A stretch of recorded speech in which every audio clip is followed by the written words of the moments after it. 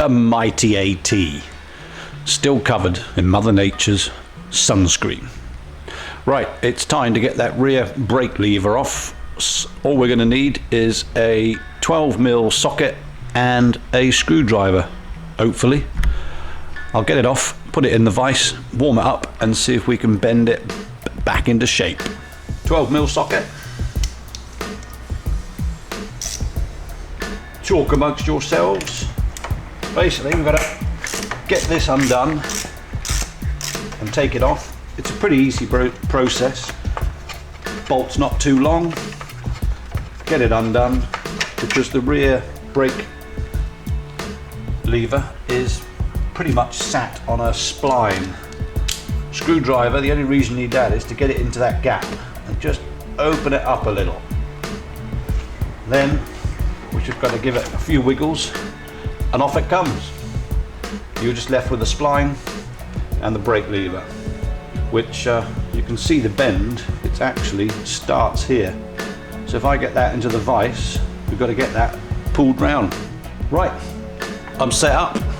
I've got my vise, I've got my rear brake lever, and this is, in the other video I called it an industrial wallpaper remover. It's not, it's a paint stripper. Basically it's a hairdryer on steroids. And I figure if I put this in the vise, do it up, warm it up, I should be able to, I hope, bend it back into shape. I think also it's worth mentioning, that's not just here to look pretty. Put this in the vise, so when you're clamping it, you're not clamping metal to metal. It should just protect that, and hopefully I won't set fire to it, but we'll see. I've changed my mind. I'm not going to put the protective plastic that was just knocking around in the vise, because I think that air dryer on steroids is going to get pretty hot and I don't want to start melting the plastic. So I've just done it up finger tight so it doesn't move, just to get it hot, and if I then need to put more pressure on it, I'll do it up. I've also got another tool which I think I'm going to need. Once I've got it hot, I can get the adjustable spanner wrench on here, and that should help me to bend it back into shape and around. If I do it cold, I run the risk of snapping it. Let's get it warmed up. Just testing the reflective heat with your hand. Make sure you're not too close or too far away.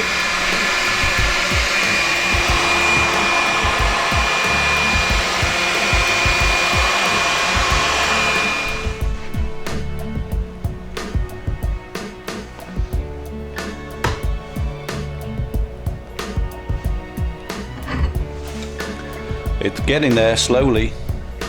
Oh, it's getting there. It's almost straight, but I can't. I've made it so hot, I can't pick it up. But it is getting straighter off that line. Just needs to come round a wee bit more, and then we'll be there. I'll have to let it cool down and offer it back up to the bike to see if we've got the angle right.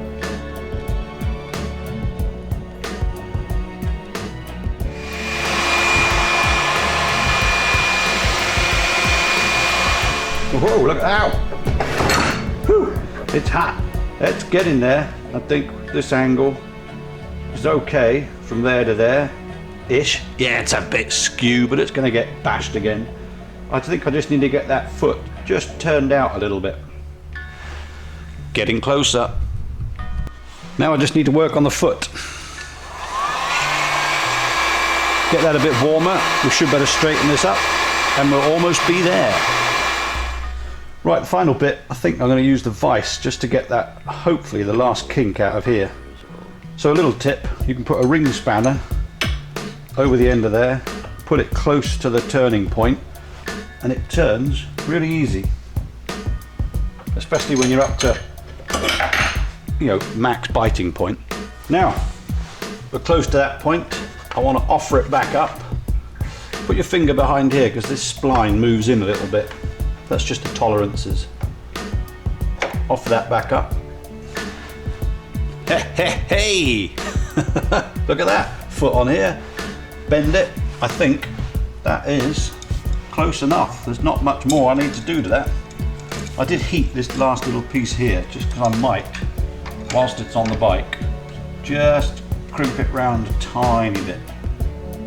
There, that's all it needed, that little foot just to be pushed out. That's foot height. One rear foot brake pedal repaired.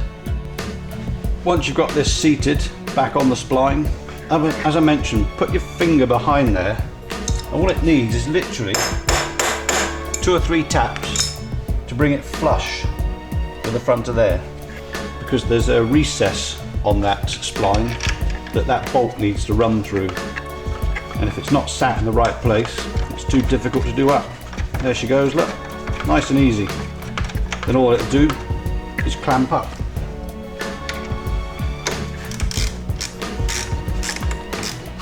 Just a couple of clicks in, don't overdo it, job done. Well, I was pleased that that could be repaired. You know, sometimes these things can't be, and you do need to buy new bits of kit for your bike, but I was glad it turned out okay, because when you're traveling, you can't always perhaps buy what you want immediately, and it's a good idea to try and fix things, and I learnt that today. Which brings me to the next trip, which I've mentioned once or twice before. It's going to be a laugh.